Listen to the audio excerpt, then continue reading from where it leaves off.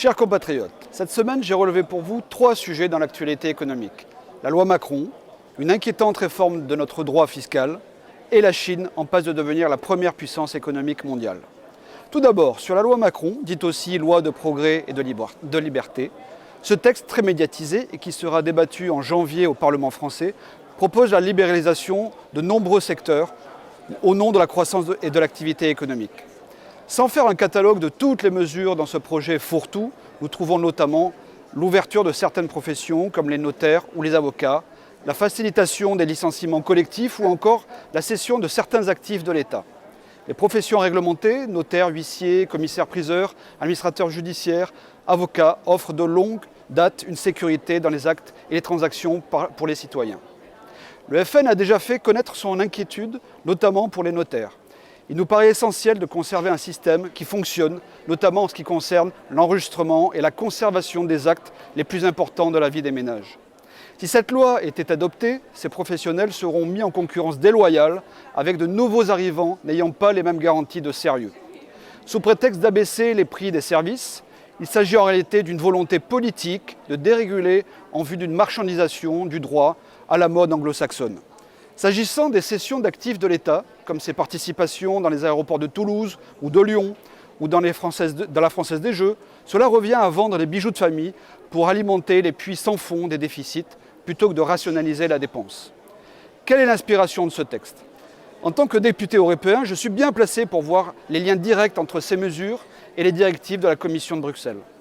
Réforme structurelle, tel est le leitmotiv ressassé à longueur de réunion que l'on nous sert comme un remède miracle à la crise créée par eux-mêmes. Traduisez, si l'Europe est en récession économique, c'est qu'il faut réformer le marché du travail, l'administration, les systèmes sociaux, mais jamais l'euro-monnaie unique n'est mis en cause. Pour les apôtres du libéralisme fanatique, il faut toujours plus d'ouverture des marchés, de concurrence, moins de services publics, moins de protection sociale, un droit du travail moins protecteur, etc. etc. La contrepartie n'est pas tant la croissance globale que la captation des richesses par une minorité. La loi Macron reprend également les conclusions du fameux rapport Attali, commandé en 2008 par Nicolas Sarkozy, et qui prenait déjà une libéralisation accrue pour relancer la croissance économique. Peut-on accepter d'ouvrir des prestataires n'ayant pas un statut particulier le soin d'enregistrer les contrats de mariage ou l'achat ou la vente de sa maison ? Peut-on continuer à brader le patrimoine national par les ventes de participations de l'État pour tenter de colmater les déficits accumulés ?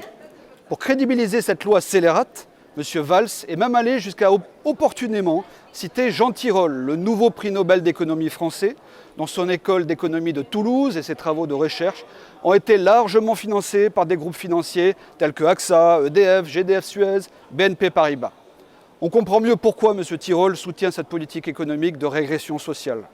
Pour le FN, la position est claire. Oui, il faut réformer en taillant dans la mauvaise dépense publique, dans les doublons administratifs, notamment au niveau des compétences des collectivités. Mais non à un texte qui obéit avant tout à une logique de privatisation des profits au détriment de la qualité des services aux particuliers et qui entend brader le patrimoine de l'État pour assurer sa gabegie quotidienne. La priorité que se refusent de voir les gouvernements UMPS, c'est de combattre la fraude sociale, contenir la progression des dépenses sociales, près de 700 milliards par an en France, en rendant prioritaires les nationaux. Certaines rigidités doivent effectivement être corrigées dans le marché du travail, mais la loi Macron, cette loi socialiste, est un symbole antisocial, tout comme l'étaient les mesures ultralibérales de Mitterrand, Delors, Attali, etc. en son temps. En résumé, il s'agit d'un projet piloté par l'Europe de Bruxelles, qui, sous couvert initialement de redonner du pouvoir d'achat aux ménages, est un projet global de déréglementation de l'économie française, visant à faire reculer tous les services publics. Le FN condamne ce projet de loi Macron et propose l'alternative de son modèle de patriotisme économique, inspiré notamment par la pensée de notre autre prix Nobel d'économie français, indépendant lui, et aujourd'hui décédé, je veux parler de M. Maurice Allais. Dans cette même logique, j'aimerais consacrer mon second point à une mesure discrète que le gouvernement a fait adopter cette semaine. Au détour d'un amendement sur un texte en discussion à l'Assemblée nationale sur la double imposition des revenus entre la France et l'Andorre, a été introduit l'embryon d'une petite révolution dans notre système fiscal français. Je m'explique. Aujourd'hui sont imposables en France ceux qui ont leur résidence en France. La raison en est simple. Ils bénéficient des services publics et des systèmes sociaux français. Il est donc normal qu'ils y contribuent.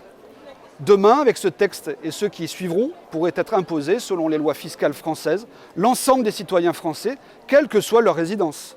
C'est le modèle en vigueur aux États-Unis, celui d'une fiscalité basée sur la nationalité, qu'ils ont imposé récemment à tous les pays européens au travers des accords FATCA.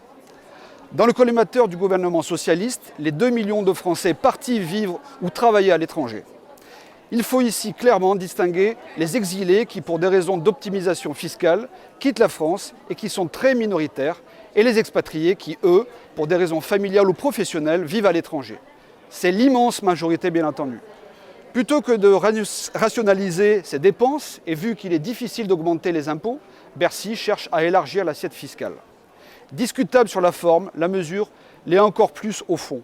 C'est en effet un nouveau coup bas contre la tradition de notre système juridique et fiscal français, dont le seul but de taxer toujours davantage sans avoir à affronter la réalité de la baisse des dépenses publiques. Il faudra surveiller avec la plus grande attention l'avenir de ce texte qui pourrait se généraliser à l'ensemble des expatriés au travers de chaque convention fiscale.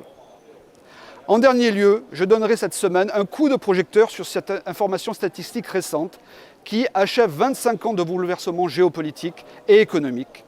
Le fait que la Chine soit officiellement devenue la première puissance économique mondiale selon le Fonds monétaire international. Depuis le lendemain de la Première Guerre mondiale, les États-Unis occupaient ce rang. Encore faut-il préciser les choses en valeur absolue.